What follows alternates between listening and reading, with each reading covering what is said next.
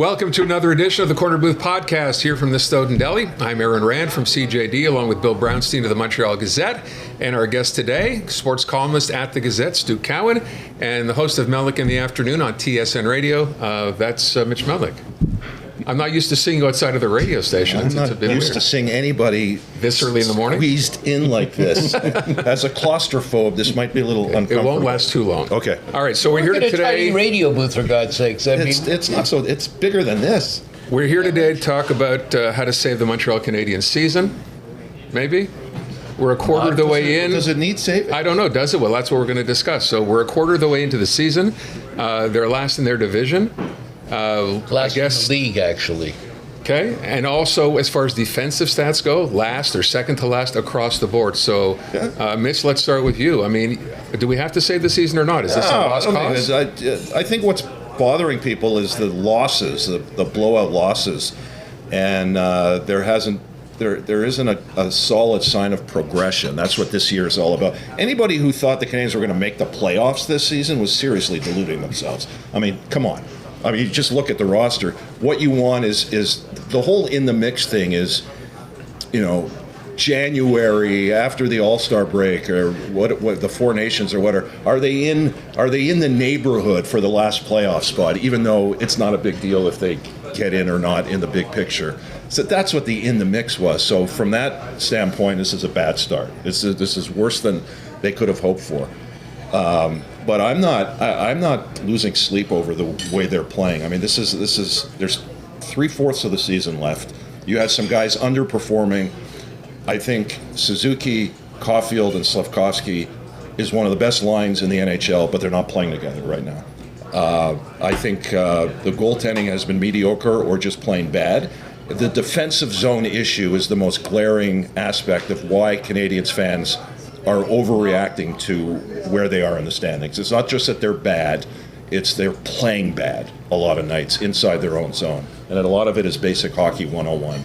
And so that's the troubling point right now for the fans. And again, to me, the big picture, I'm not concerned. Yeah, I agree with Mitch. I mean, before the season started, even with Patrick Laine in the lineup, I didn't think this team was good enough to make the playoffs. He would have helped them be in the mix.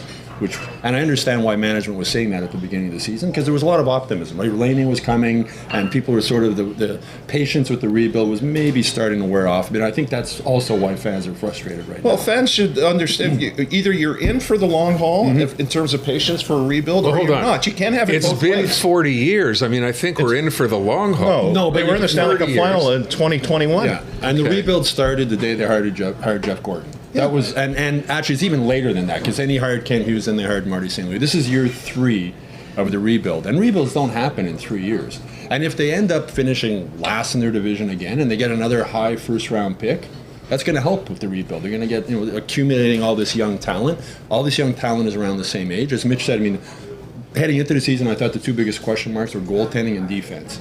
Young defense. It's hard to play in the NHL as a young defenseman, no matter how talented you are. Lane Hudson's been really impressive. And the goaltending, Montembeault, I thought, had proven that he could be a good number 1 goalie, not a great number 1 goalie. He can give your team a chance to win. And I've never really been sold on Caden Primo as an NHL goalie, and we're seeing that now. And now I wonder how much more patience does Kent Hughes have with Caden Primo before you realize he's not an NHL goalie and you call up somebody from Laval and put him down, because the blowouts, I think, are what fans are getting frustrated. They're not getting a big save. And part of the reason the goaltenders are a little skittish because of what they see in front of them. But you need to, in the NHL, you need a big save, and they're not getting enough of them. They're screaming for blood, the fans now. 2 years ago, Marty St. Louis was up for sainthood. Now they want to behead him or something. Yeah, he's a Pee-wee coach. He's a Pee-wee coach. He's being outcoached every night. Well, okay, that might be true. He might be outcoached every night because he doesn't have a lot of experience. The fans are very fickle here. Okay, what do you want me to do about the fans? I'd like you to do something. Well, I'm saying you can't take your spot.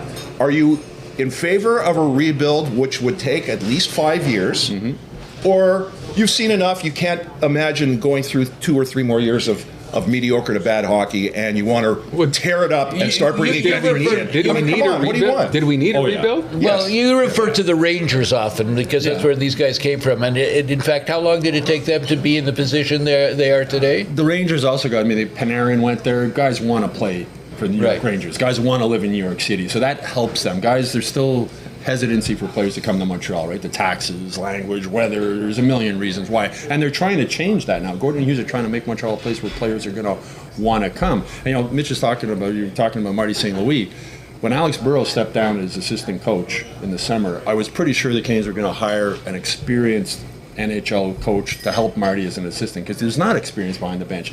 You know, he came from coaching Bantam AA or whatever it was. Stefan Robida was coaching Midget AAA, going to the Canadiens. Letowski was coaching junior. They don't have a lot of NHL experience, but they're convinced that Marty's concepts, because he doesn't like the word systems, are going to work. One of my concerns this season is that the compete level hasn't been there on too many nights. And since Marty took over, the compete level was always high. And that's one of the concerns. So they're not listening. Well, I don't know if they're not listening, but, you know, Marty, and I asked Ken Hughes this at the end of last season, or after Burrows stepped down, are you going to bring in an experienced coach? And he said, we're going to talk with Marty and see what he wants to do. And Marty obviously didn't want that. He brought in his buddy there. From Vermont, who was an assistant coach at the University of Vermont, another guy with no NHL coaching experience. I really think it would be to the Canadiens' advantage to have somebody come in, a Larry Robinson type. It's not going to be Larry Robinson. He doesn't want to coach anymore. He's too old. Been there, done that. They missed out on that. They missed out on that. But somebody like that, just, you know, when they lost Luke Richardson, that was a big loss. He had a lot of experience in the NHL. He had a lot of experience as a head coach in the AHL. And I think he was somebody that Marty could lean on a little bit. And he could maybe say, Marty, maybe you shouldn't do this, maybe you should do that. And I don't think he really has that right And now. plus, they lost some veteran guys. Like Sean Monahan was a big voice, a big presence in that room. Jake Allen was incredibly well respected, not just by his fellow goalies, but by the entire team. So that's 30-something guys. And so you got David Savard, who might be gone by the trade deadline, right? And you got Mike Matheson, who's about 30. Yeah. And who else? Josh Anderson, Brendan Gallagher. They're doing their jobs this year. But you need more than that, to especially if you have an inexperienced coaching staff and you have an inexperienced team. It's like they're searching for answers. All of them are searching for answers. So to your point on Jake Allen, so you talk about the goaltender. You mentioned Caden Primo maybe not being at the level yet where we can call him an NHL goalie. Did we make a mistake getting rid of Jake Allen? No. Not just from having a guy play every other day or every third day, but from having that voice in the room, the veteran in there who could work with a new goalie who's just coming up.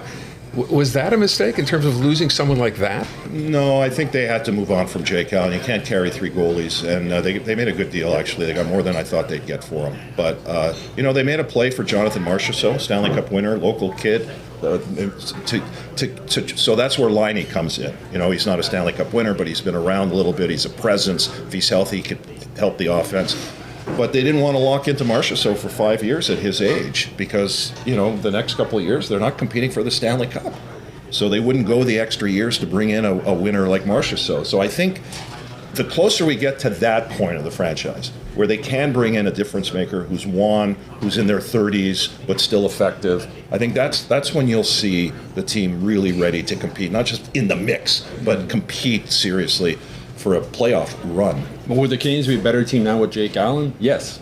Would they be a better team now if they kept Jonathan Kovacevic? Yes. Would they be a better team now if they kept Sean Monahan? Yes. But that's not what you do in a rebuild. These guys aren't going to be there in 5 years, 4 years. And you can't judge a rebuild, I don't think, until after 5 years. I think you need to give at least 5 years to see what's going to happen, how Michael Hage is coming up. Jacob Fowler, the goalie, looks great. They have a lot of young talent, Demidov. So there's a lot of young talent on the way up, but you got to make room for those guys, right? And with Caden Primo, they had to see what they had, right? And Kent Hughes, the reason they didn't send him down last year is he was convinced he was going to be claimed by another team on waivers. Yeah, the Flyers probably would. And now they're, this is from the connection with his dad. So now they're getting to see if he is an NHL goalie or not. He doesn't really look like he is, and you wonder at this point, is somebody going to claim him on waivers if they send him down to Laval? Yeah. Maybe Philadelphia, because that's the connection with his dad who played there. But apart from that, I don't see. And then if somebody claims him, then you move on. I mean, they have goalies coming up in the system. You guys hear a lot of grumbling, I'm guessing, from fans. Has this reached new proportions, epic proportions? Or people, when you read stories, when you see comments and stuff, I'm wondering how much you get that just is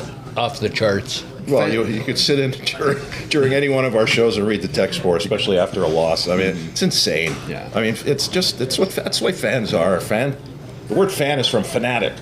So, fans go overboard. What is their? That's the only question I would ask of the hardcore Canadiens fan. What was your real expectation this season? Okay, you want to see you want to see the core of the team, the identifiable core of this team that's here now, make progress. And I don't worry about Suzuki. Do you worry about Suzuki? No. Do you worry about Caulfield? No. Do you worry about Slavkovsky? No.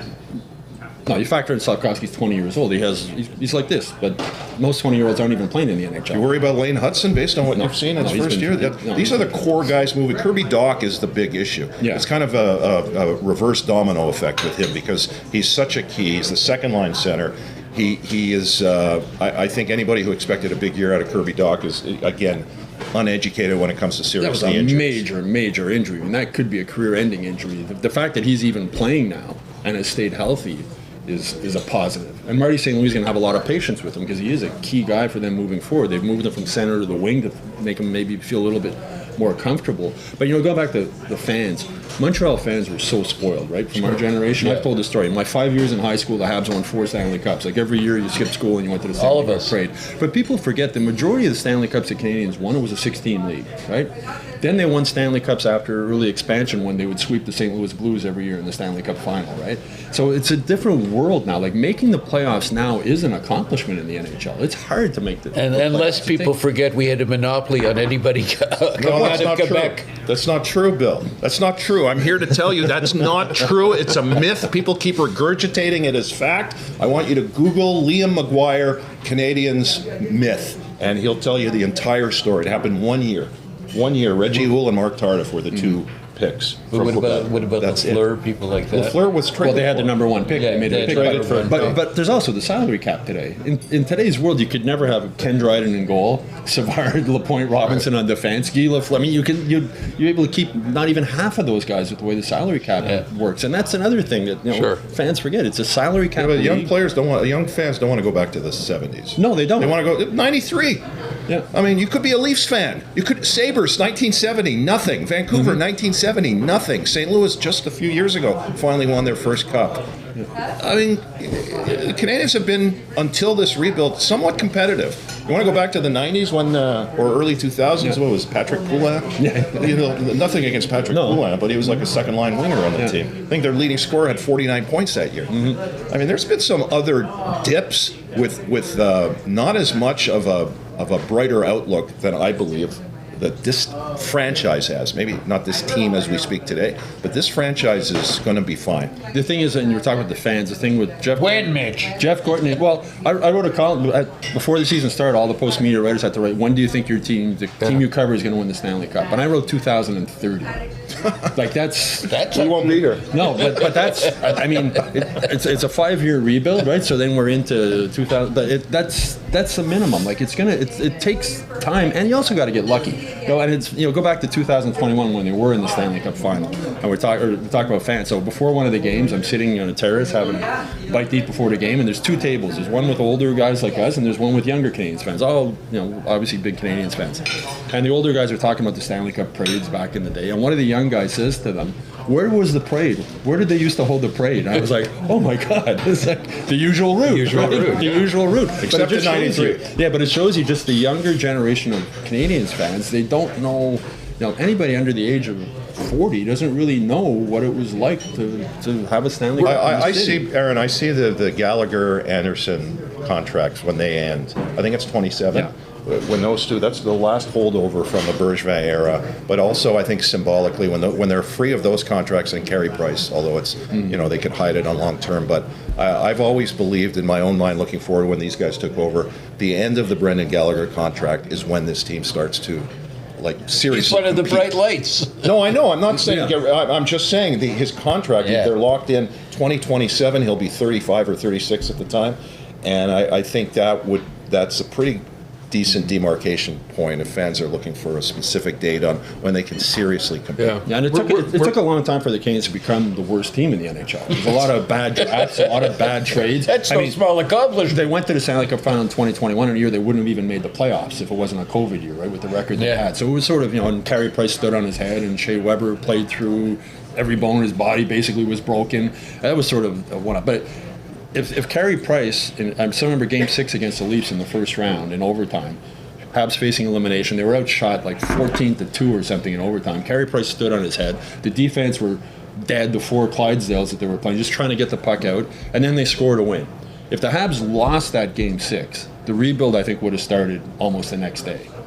But then they went to the Stanley Cup final. How do you get rid of Dominic Ducharme after the coach just took you to the Stanley Cup final? Right. You know, it's how do you do that? But I think that was sort of delayed the rebuild. That Game 6 against the Leafs. If they lost that and they were eliminated, I think a lot of things would have happened. So it's all Carey Price's fault. It's all Carey Price. It comes back to being on Carey Price. But do you think that they're going to give in to pressure like Gordon Hughes and all the rest and like say, okay, we've had it, the fans are revolting, something's... No, they have a plan in place. And the thing about these guys... It's a lot of pressure. Well, Kent Hughes didn't need this job. He didn't want this job. Right. When Jeff Gorton first called him, it was his wife who sort of talked him into taking it. He's got money. And same with Marty St. Louis. He doesn't need this job, but they're passionate about hockey, and they have a plan that they think is going to work. And it either will work and it won't work. If it will work, Canadiens fans will be thrilled. If it doesn't work, they'll get fired. But they're not making decisions based on trying to save their job. And I think Marc Bergevin was doing that. I think Dominic Ducharme was. And Dominic Ducharme has said that. Like, Marty came in and he was told you don't have to win. Dominic Ducharme was told you have to win. So the decisions you make are different. But Gorton and Hughes, I think they have a plan. They're set with it. As I said, I think you got to wait at least 5 years before you can start judging whether this worked. As I mentioned, all these young guys that are coming up that are going to join the team. As Mitch said, Gallagher's contract to land, Anderson's contract to land, that'll open up spots. We mentioned with the salary cap, when you have so many young guys, they've locked up their top guys, but the salary cap will work well with younger guys coming in making less money. So the plan makes sense. You can disagree with some of the decisions that Hughes and Gorton make, but if you think about them, they make sense. You know, it made sense that they traded Jake Allen. It made sense that they traded Sean Monahan. There's not many deals that they've made that you go, that was idiotic. I was going to ask if we were, and I guess this happens every year, right? In a hockey crazy city like Montreal, were we set up to expect too much at the beginning of this season? Well, again, the rebuild, the television show, and the In the Mix. I really don't know when In the Mix. Like, can you pinpoint? The golf tournament. It was at the golf tournament. Jeff Molson saying it? They all said it, one after another. They had obviously been prepped clearly, before. yeah. And in hindsight, they probably regret saying that. But it's a business. They're selling tickets and stuff also, right? They realize that season tickets are expensive and fans are maybe getting a little frustrated. We want to be in the mix. And again, I think if Patrick Laine had been there since day one, they would be closer to being in the mix if he played the way he played back when he was in Winnipeg. Yeah, if he was healthy and his head was If he was healthy and his head, clear. which is big ifs. But in hindsight, they probably regret saying that.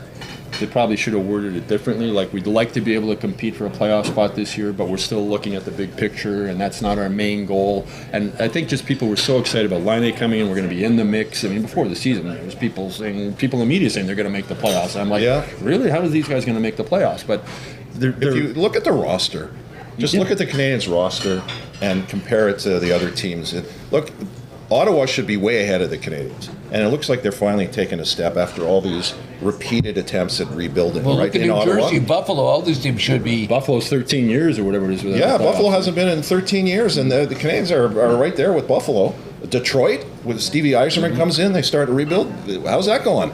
I mean, it's not a guarantee because you commit to a rebuild that the rebuild is going to work within 5 years. It doesn't work like that. And look at all the first-round picks, high first-round picks Buffalo had, number one picks that they've had. They picked all the same kind of players, small, skilled guys. It's not going to look good on some nights. It's not going to win you a deep playoff round. No, there's 10 guys on the Canadiens age 23 or younger right now. That's a lot, and 5 of them are defensemen.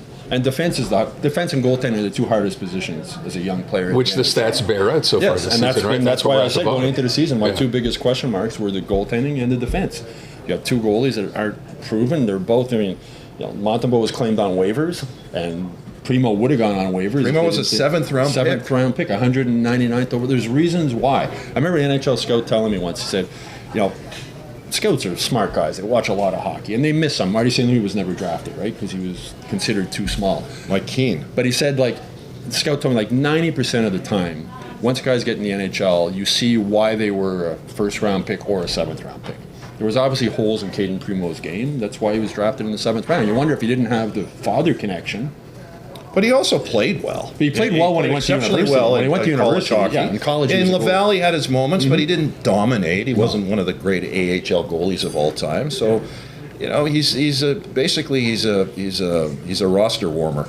Yeah, right now. And So you don't see them maybe realizing this. Again, we're only a quarter of the way in. If this was continued for a while, to say, you know what, this idea of these two young goalies, not great. Let's go out there and find a veteran to sort of maybe fill there's a the. reason they drafted. They got a guy in Laval too. Don't The they? year they drafted Jacob, they drafted 3 goalies in one draft. Yeah. So that tells you right away they weren't confident in what they had in the goaltending situation Yeah. at the time. But Jacob Fowler looks like the real deal, right? Like he looks like he's going to be a star goalie. But Caden Primo looked like a star when he was playing.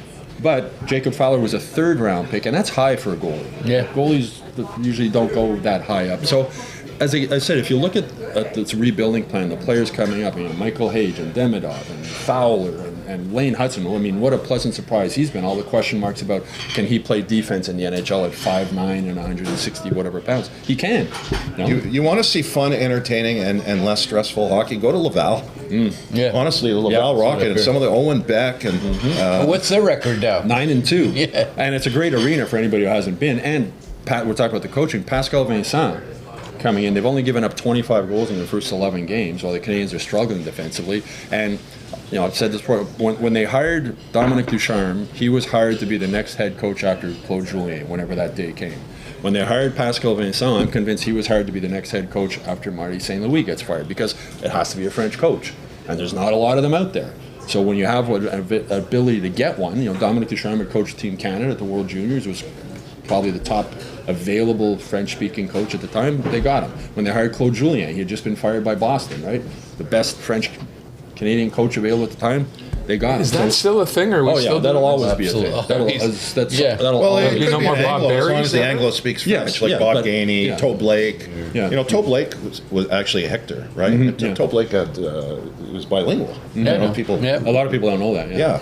So but Jeff Molson to is have a made- unilingual Anglo coach in Montreal, that is not going to happen. No. Jeff Bottom Molson line has here, made that are the pretty clear. Canadiens the 3rd most valuable NHL Yeah. franchise, I believe, after New York and Toronto, Yeah, right? they're over $2 billion. Over and $2 Jeff Molson billion. paid- and when How Jeff much did he Molson- pay for it? When Jeff Molson paid 500 million Canadian for the team and the Bell Center, Forbes magazine wrote a story saying that this is insane. Like, what a big mistake. How can a hockey team be worth it? At the time, it was the most anybody had ever paid for an NHL Right. team. Well, who's laughing now, right?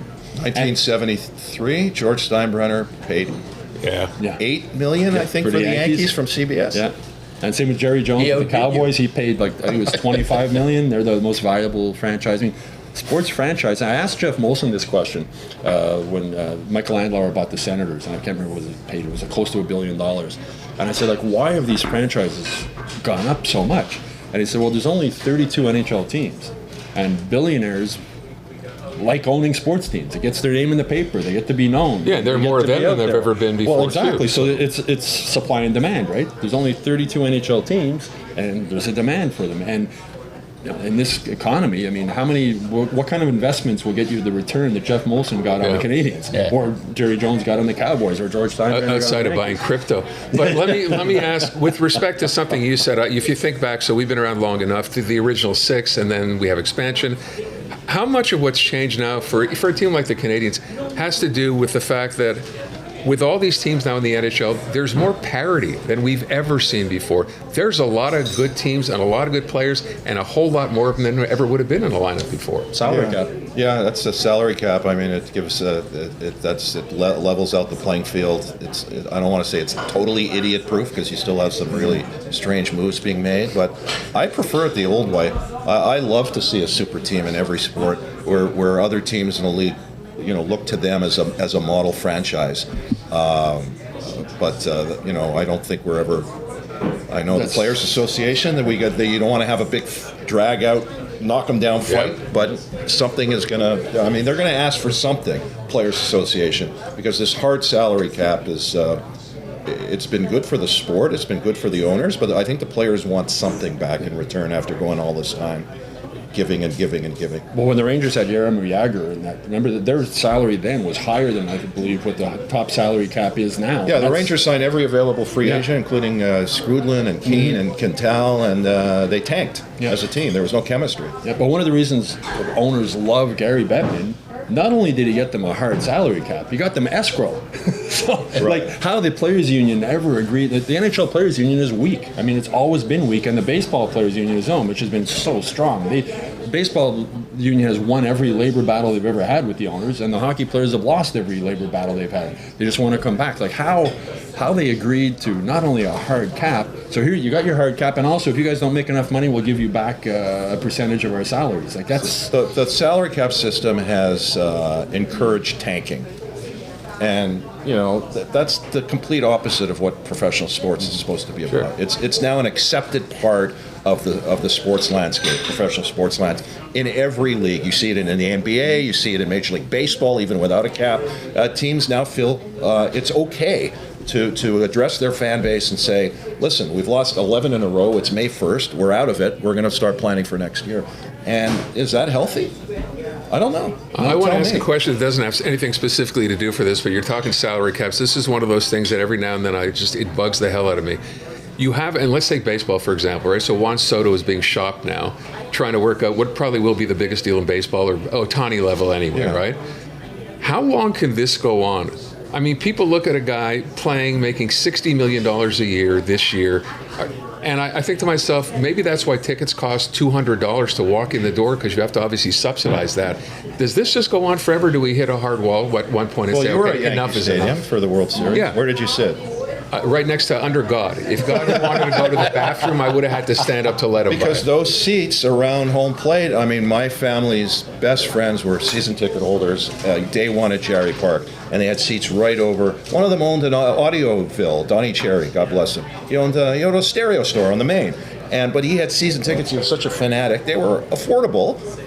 Those season tickets right over the dugout, I can't imagine what they'd be worth at Yankee Stadium. It's white collar. There's a white collar area. It's like you go to concerts now, tiered ticket prices. There's the VIP section in the pit for Springsteen where you got the millionaires. And then there's the second level of very expensive seats. And then for the average Joe, you got to sit under God. That's not cheap. And as long as people are willing to do that, that's not going to change. supply and demand. That's exactly what it is. I mean, I just wonder when you start pricing people out of being the average guy who wants to take his kid and has to park his car and buy a couple Well, that's of hot already dogs, happened, and I that's a $300 day. that's already happened. I think the only way your average family is bringing their kids to a game is if they have a friend who has season tickets who gives them the tickets to go to the game. And that sort of works into everything too. I mean, I get people saying, "Oh, how come they charge $18 for a beer at the Bell Center? That's robbery." I said, well, "Don't buy it." Last time I looked, people were lined up to buy it. So who's crazy? The guy Smuggle selling your own alcohol. The guy's selling $18 beers, or the people buying it. But it's sports is just. When will it stop? When fans. The thing too at the Bell Center, I mean, season ticket holders. If you have a company and you buy your season tickets, you can write off more than 50%. A little over 50%. Did it help Quebec City when they brought in the LA Kings for a couple of times? But look at the Winnipeg Jets. They're the best team in the NHL We talked this about season, that, and they have empty seats. I was going to say they don't even sell because their arena. the economy and what people just can't afford it, and there's not as much corporations that can buy season tickets like in Montreal. It's also the smallest arena in the NHL. They still that's right. can't hit even 50. So by way of saying Quebec City, So that's when people talk about Quebec City, it would be a similar thing. It's Montreal. There's so many. The Bell Center and in Toronto, they're corporate country clubs basically, right? There's the big money. The companies have the season tickets, and they hand. You might get a pair of season tickets, or your buddy gives you season tickets, and you go to the game. So you don't mind spending $20 for a beer because you got the tickets for free, and you don't mind spending $40 for parking because you got the tickets for free. But it's so expensive to go to a game. I'm sorry, is that how much parking is now? $40. It's 42, I think. Is it really? Yeah. At the Bell Center. Yeah. Wow. Okay. cheaper to get a ticket. Man, I would just, first of all, I want to thank you both. We got to wrap up. With respect to sports in general, Montreal is a sports city. I read the other day that the stadium in Tampa, the baseball stadium, not going to be ready to. Hey, they're back. The Expos are back. What do you think? That's not happening. It's just not happening. But will baseball ever come back? Yeah. I know there are people. Warren Cromartie is in Japan. He's got the ear of some well-heeled Japanese business interests, and he's trying to sell them the idea of buying into an expansion team. There's, the land that was available for the Twin Cities approach, that's no longer available. Would baseball even allow a Japanese owner at this point? I know local guys, including Stephen Bronfman, is there to support, but they would need a big guy who's not Jeffrey Loria. to front a group to bring an expansion team to Montreal. And then I'm not counting on it. Who's going to pay for the stadium? That's the other Well, big but Stephen question. Brough, we all saw the movie. There's a plan to have it down in the Peel Basin. There was a diagram, call it whatever you will. I know it's a bit of a That's pipe gone. dream, right? Isn't that gone? Didn't the city Well, they're announce it? redeveloping that area, yeah. But doesn't mean we can't have a stadium here at some point. Could a AAA team work here? Or is that not going to fly? I'm not interested in that. I You're know, not interested. I'm not interested in anything but Major League. I'm sort of opposite. I mean, I've gone to see the Vermont Lake Monsters Me too. play, and I used to go watch the Ottawa Lynx play when they were the Expos farm team. And it's a fun time. It's a It's fun great. time. It's affordable. You're sitting there Yeah, having it's a a beer, village. watching. It's your- not a $4 million, 4 million No, people I mean- metropolis. As I've said, I wouldn't mind. I know Mitch disagrees, and I respect his opinion for Major League Baseball. It's a Major League city, but like, bring back the Montreal Royals. And if there were a farm team for the Blue Jays or the Yankees, Oh or my the Red God! Sox, You don't want to be a farm team for the Blue Jays. Come on, Stu. But no, I can't believe you said But that. you would bring fans from Toronto, or you'd be okay. Say the Red Sox, so you'd bring fans from No, Boston would come that's to a little Montreal. better. Farm team for the Yankees, farm team for the Red farm Sox, team sure. for the Red Sox, and fans from Boston who want to come Yeah, see that's a good point. their prospects would come see. Like Montreal fans go see Laval. So to me, it would be like a 10,000 seat stadium. Let's say like in Columbus. I remember the first time I went to Columbus to cover a Blue Jackets game. I was walking around the arena district, and all of a sudden there's this beautiful AAA ballpark. I think Yeah, they were the Buffalo Cleveland has Indians. one. Buffalo has one. What about Put an in NBA Laval. team here? And it would be a shorter season. It would be more affordable for fans. It would 100%. be, and it would be fun to go watch a ball game, have a hot dog or whatever. By the way, just to that end, we were in Providence, Rhode Island a few years ago. We go to watch a ball game. Who's playing for Providence? Xander Bogaerts and Mookie Betts, who a week later both got called up. So Well, I Ken think you Griffey could, you Jr. could sell it here. You could sell AAA baseball as a farm team for the Yankees or the Red Sox. I think that's a great idea. I think you could sell NBA here. I don't Oh, understand. NBA is a booming sport. A booming. But why sport. don't we And- hear anything about NBA? Well, they have the game here every year, and they sell Yeah, it. but that's one game. And the arena's already there, right? Right. But That's what I don't understand. yeah, Seems I like a mean, no-brainer to me. I personally, I could see an NBA expansion team coming here before a baseball team. There are people sniffing around. There are people Do sniffing. we not have enough billionaires here? Is that the problem in Quebec? Or Yes, one? that's Is one that of the it? problems. Yeah, we have to get Elon up here. We just have multi-millionaires. But the younger generation, like you walk around. When was the last time you saw a kid wearing a Major League Baseball player's uniform around Montreal? You see like LeBron point. James Yeah. jerseys. Yeah, you yeah. see all the NBA stuff. The NBA. Well, gears. you see Expos jersey. You do well, yeah. The Expos hats have Expos, become Expos they hats. become a Still. fashion statement. Yeah. Still, I mean, type thing, yeah. they left in 2004. Yeah. I see them when I go to New York. Yeah. Yeah. They become Manhattan. fashion But it's become items. a That's part of the nostalgia. issue, yeah. But it's also cool. Yeah. Mhm. It's a cool logo. You know, Charles Bronfman did a few things right. Yeah, I mean, I'd love to see Major League Baseball come back to Montreal. It'd be fantastic. But I'd like to see baseball come back to Montreal. So in would the I. summer, I'm with just you. go watch a game. Have a couple of beers, a couple Absolutely. of hot dogs, watch the game. 2-hour drive to Burlington. You got all the baseball. Well, you yeah. want. Well, for people who haven't been, the Vermont Lake Monsters, it's like Bull Durham. It's like living Bull Durham. It's the oldest ballpark in North And America. it is. I was there this past summer. It is so much fun to watch a ball game there. I can't imagine that if we had a AAA team here, it would not do well. But then again, Well, the Lynx, when they were the Expos farm team, did Our well. fans want. Well, they did number well one. They until don't. it They, didn't. they, Until it they didn't. don't want Yeah. minor leagues. All right. Our fans want the best. But you might be right. I mean, I think Mitch, fans might be, it might be a They're very novelty type biased, of thing yeah. to go. But again, it would be affordable. So we're talking about the NHL outpricing the average family. I mean, Vermont Lake Monsters, I think the game's tickets are like $10 and a beer is $5 or $6. So you can afford to bring Absolutely. your family to a game. all right, we have to wrap up. I'm glad we started with hockey and ended up with baseball. It's perfect. I don't know what we left out. Do you want to talk golf? Do you want to talk NFL? Golf. Yeah. Alouettes. We haven't even talked about the Alouettes. Let's not talk Alouettes because I compared the last game, which they should have handily won, to the fifth game or the fifth game rather of the World Series, Yes, where the Yankees made where your all those man, errors they your did. man It was committed the those same errors. thing. He won't say his man is Same thing. The Yankee Aaron Judge? Aaron Judge. 6 turnovers, you're not gonna win many. Cost him Oh, the, yeah. It's also his Garrett Cole. hero cost him the World Series. Garrett Cole was out of the inning and he froze. Yeah, I mean, that's just inexplicable. Listen, I didn't want to get into this, but I think I said this to you. I think the biggest for fans who watch the World Series, the biggest mistake in that inning was someone not walking out and just slowing down Garrett Cole or saying, "Hey, you change momentum in a sport literally in a second. You have that ability. No one on that team, not Anthony Rizzo, veteran, been around, not Aaron Boone, the manager, thought to come out and say, okay, hang on, take a breath. Yeah. Let's get our act back together again. And I think it's easy. That's a good Hindsight's point. 2020. That How does he not cover first base? Yeah. Like, I mean, Mitch, you've covered spring training. That's like well, day one of spring training, Yeah, right? it's inexplicable. The But- only but- thing I can think of is his legs got so heavy. Yeah. He was throwing a But lot that of pitches. drop ball. Yeah, that was Anyway. open the door. But still, if he covers first base, that inning's over. Mitch Melnick, Stu Cowan, thank you guys both. Appreciate it. Thank Pleasure. you. Good to be here. We will see you again soon on another edition, the next one of the Corner Booth Podcast. Thanks for watching. You're there.